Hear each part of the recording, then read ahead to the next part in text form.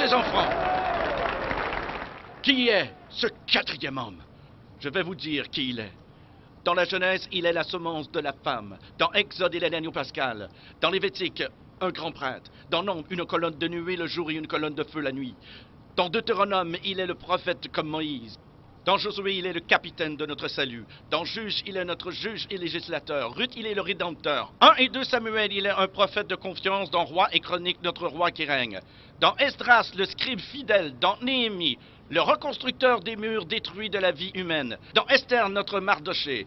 Dans Job, il est l'aurore du ciel et notre éternel rédempteur. Dans Psaume, l'Éternel notre berger. Dans Proverbe et Ecclésiaste, notre sagesse. Dans Cantique des Cantiques, il est l'amoureux de l'époux. Dans Ésaïe, il est le prince de paix. Dans Jérémie, il est le germe juste. Dans Lamentation, le prophète qui pleure. Dans Ézéchiel, l'homme aux 4 visages. Dans Daniel, le 4e homme de la fournaise ardente. Dans Osée, il est le mari fidèle pour toujours marié au rétrograde. Dans Joël, celui qui baptise du Saint-Esprit et de feu. Dans Amos, le porteur de fardeau. Dans Abdias, puissant sauveur. Dans Jonas, notre grand missionnaire. Dans Michée, le messager au beau pied. Dans Nahum, le vengeur des élus de Dieu. Dans Habacuc, l'évangéliste de Dieu criant « Accomplis ton œuvre dans le cours des années ». Dans Sophonie, le sauveur. Dans Agé, le restaurateur de l'héritage perdu. Dans Zacharie, la fontaine ouverte dans la maison de David pour le péché et l'impureté. Dans Malachie, le soleil de la justice s'élevant avec la guérison sur ses ailes. Qui est ce quatrième homme?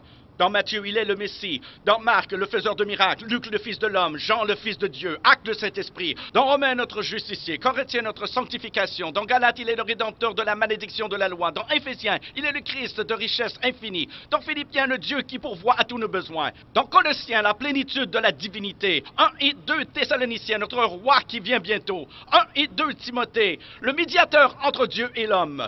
Tite, notre fidèle pasteur. Philémon, notre ami qui est plus proche qu'un frère. Dans Hébreu, le sang de l'alliance éternelle. Dans Jacques, le grand médecin. 1 et 2 Pierre, le grand berger. 1, 2 et 3 Jean, il est amour. Dans Jude, le Seigneur venant avec 10 000 de ses saints. Dans Apocalypse, le roi des rois et le Seigneur des seigneurs.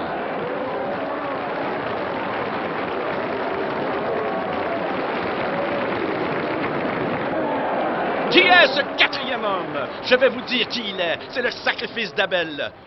L'arc-en-ciel de Noé, le bélier d'Abraham, le puits d'Isaac, l'échelle de Jacob, les fardeaux d'Ézéchias, le sceptre de Judas, la verge de Moïse, le manteau d'Élie, le bâton d'Élisée, la corne d'huile de Samuel, la fronde de David, la figue hâtive d'Ésaïe, le cadran solaire d'Ézéchias, les mouchoirs et le linge de Paul, le rocher de Pierre, la cité de perles de Jean. Il est un mari pour les veuves, un père pour les orphelins, pour ceux qui voyagent en pleine nuit. Il est l'étoile brillante du matin, pour ceux qui marchent dans une vallée solitaire.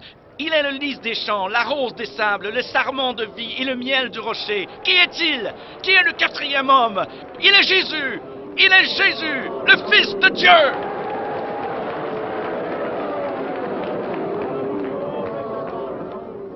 Le quatrième homme savait que les 3